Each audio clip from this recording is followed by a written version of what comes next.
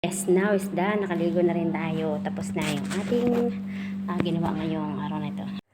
Ayun, good morning mga ka-cooking. Ayan, for today's video nga ay ipapakita ko lang sa inyo yung ating ginawa ngayong ikalimang araw na ng Ramadan.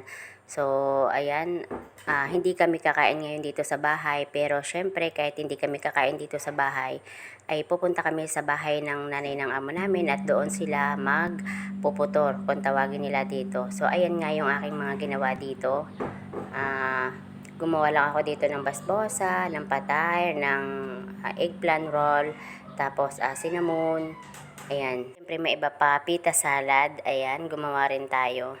So, 5 klase o 6 na klase po itong ginawa natin para dadalhin natin doon kasi may party doon sa bahay ng nanay ng amo namin. Kaya, kailangan kong magdala ng mga iba't ibang klase ng pagkain. Siyempre, gagawa din sila doon. Maraming tao, kaya kailangan din natin magdala.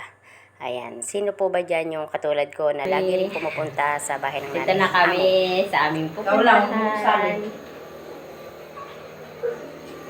Ayan. Kasama ko yung aking dalagang maganda.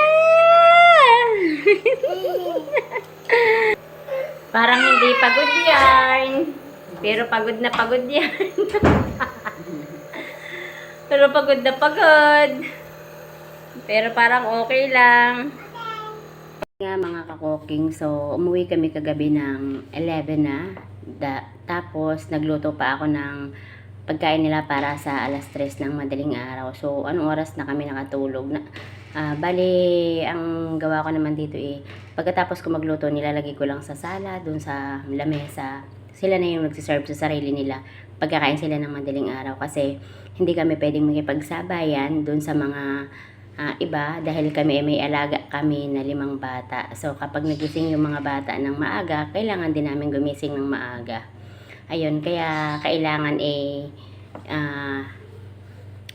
diskarte lang para matapos yung aming trabaho. Katulad ngayon, ngayon umaga naman, kagabi yung party doon sa nanay ng amo namin. Ngayon umaga, alas 7 pa lang, tumawag na sa akin si madam kasi gising na daw yung bata. So, kailangan na namin gumising. Nakalalabas ako nang hindi pa nagtututbrush. Kaya ayun, ginawan ko muna ng pagkain. Saka ako bumalik doon sa para maligo. Ayun.